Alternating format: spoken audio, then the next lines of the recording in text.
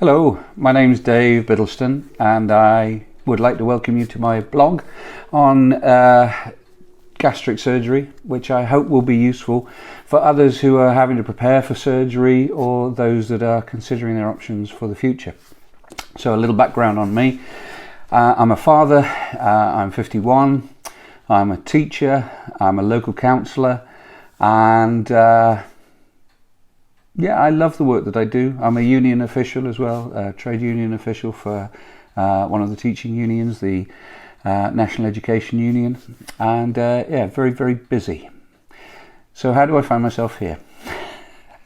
Well, it's a very difficult thing to talk about, I think. Society is far more prone to blaming people for their excesses, although I'd like to suggest today that what I have is an addiction, like many other people, and that being overweight is a disease and really ought to be considered as such. Personally, I'm a pretty well-rounded individual without intending to make any kind of a pun, and I managed to keep all of the other aspects of my life perfectly ordered and sensible. So I'm quite clueless as to why it should be that I've got absolutely no self-control, seemingly, when I'm eating. And for me, yes, it is a control issue.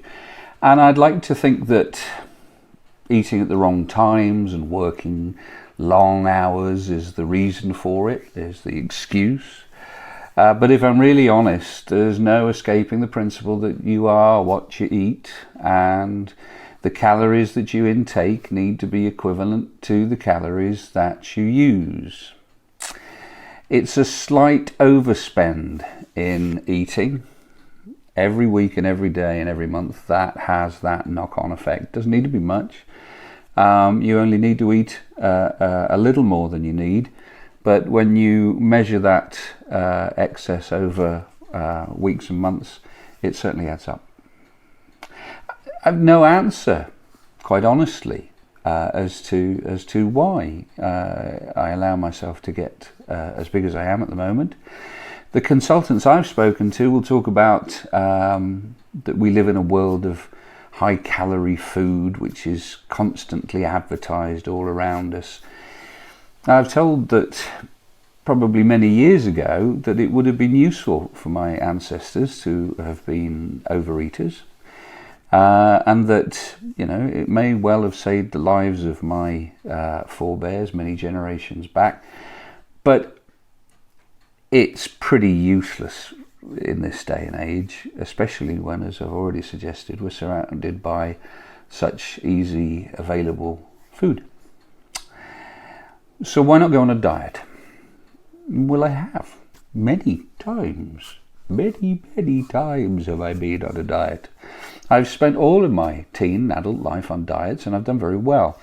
In fact, I think I've probably lost more than 30 stone in weight if I add up all of my successful diets together, but it doesn't stop me from putting it all back on, and more. Modern thinking in the diet world seems to be that there shouldn't really be anything, so there shouldn't be any such thing as a diet. We should forget about diets. And I think it's absolutely right, because many of us are waiting for that magical ideal weight before resuming our lives and presumably beginning again all of those bad habits. But I'd argue that while supermarkets are selling donuts, 5 donuts for £1, and incidentally you can get them cheaper than that at the end of the day, then there's little hope for people like me who crave these things as a necessity to feed that addiction. But surgery is the easy answer, right? Well, it's not right. It's not right at all. The idea of needles is bad enough. And I once vomited on the feet of an anaesthetist that told me I was going to have an epidural. That's pretty scared of needles. But I'm sorry to be graphic here, but being cut open and having your insides lopped off and rearranged, the idea fills me with horror. In the UK, many people think of the bariatric surgery as a band treatment and some kind of magical elastic band that goes around the stomach. Well, the trouble is with that, it was never a permanent solution. And the stomach bypass that I will be having is considered to be a far more permanent solution. So the idea of removing a large part of your stomach or having that bypass means that there'll be terrible consequences. Now, I'll never be able to eat, and don't feel over sorry for me, but I'll never be able to eat what I consider a full meal ever again.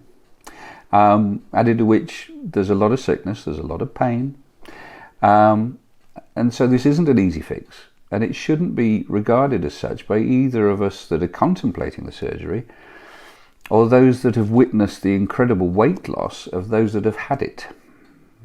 Now, it will mean that that enjoying alcohol for me will be a thing of the past, and that eating steak will become painful or maybe possibly even impossible. Won't stop me from trying, though. That is a problem that we'll consider later, I think, in later episodes.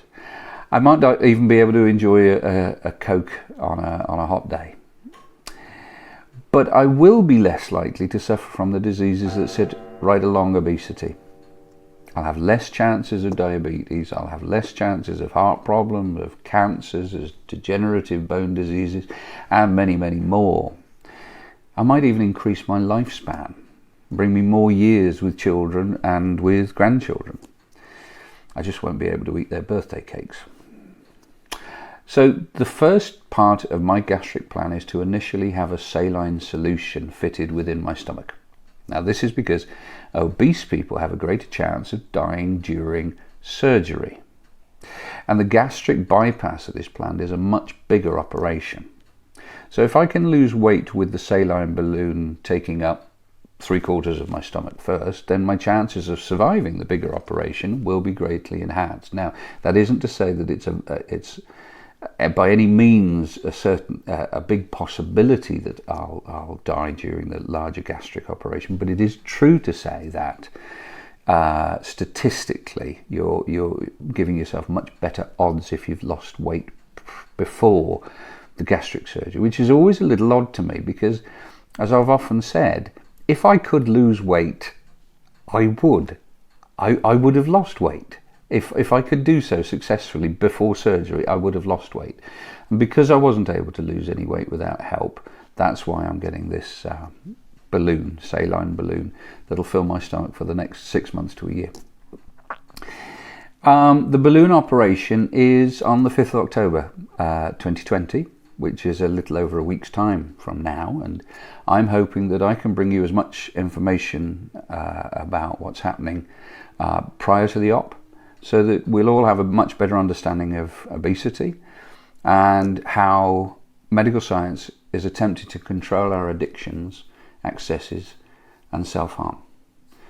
Thank you for watching.